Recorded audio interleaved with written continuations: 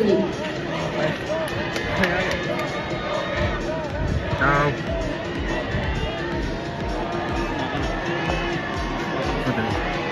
Yamato, Nita Paisenおる？Nita Paisen。いや、やめてください。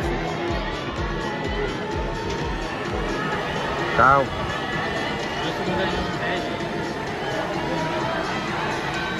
騎打ち。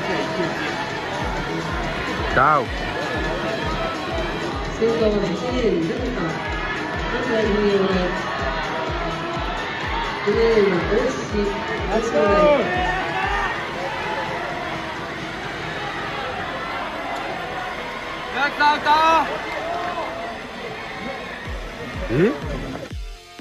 ජපානයේ පැවති 79 වන ශුගොකු සිකොකු අන්තර් විශ්වවිද්‍යාලීය මලල ක්‍රීඩා ශූරතාවලියේ මීටර් 400 කඩුළු මතින් දිවීමේ තරගයේ ප්‍රථම ස්ථානය දිනා ගැනීමට ශ්‍රී ලංකාවේ දනුක දර්ශන සමත් වුණා.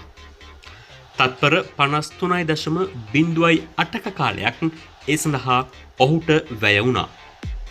මෙම තරඟ නිමි කාලය ඔහුගේ පෞද්ගලික හොඳම දක්ෂතාවය නොවුනත් වසර 2ක නිහඬතාවය බිඳමින් නැවත මලල ක්‍රීඩා පිටියට පිවිසීම හා ජයග්‍රාහී ආරම්භයක් ලබා ගැනීම දනුකට මෙන්ම ශ්‍රී ලංකා මලල ක්‍රීඩාවටද සුබදායී බලාපොරොත්තුවක් එක් කරනවා.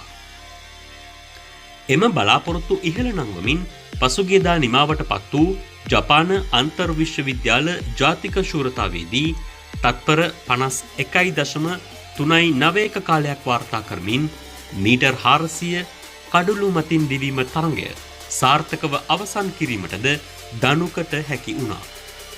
2022-2023 තරඟ වාරයේ මීටර් 400 කඩුළු මතින් දිවීමේ ඉසව්වේ ජාතික ශූරයා වූ දනුක 2023 වසරේ ජාතික ක්‍රීඩා උළෙලේ දක්ෂතම ක්‍රීඩකයා ලෙසද සම්මාන ලැබුවා. තත්පර 50.59ක කාලයක් තම පෞද්ගලික හොඳම දක්ෂතාවය ලෙස සටහන් කර ඇති දනුක 2022 වසරේ ජාතික කනිෂ්ඨ වාර්තාව 2022 සමස්ත ලංකා පාසල් රන් පදක්කම 2022 ජෝන් ටාබට් ශූරතාවලියේ රන් පදක්කම හා 2023 ජාතික කනිෂ්ඨ ශූරතාවලියේ රන් පදක්කම ඇතුළු ජාතික මට්ටමේ ජයග්‍රහණ හා වාර්තා රැසක හිමිකරුවෙක්.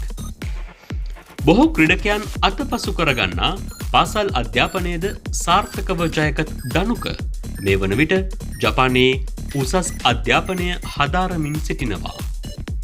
අධ්‍යාපන කටයුතු සාර්ථකව සිදු කරන ගමන් ආර්ථික අභියෝගවලටද විසඳුම් සොයමින් දනුක ජපානයේ ගත කරන්නේ සුව පහසු ජීවිතයක් නම් නොවේ.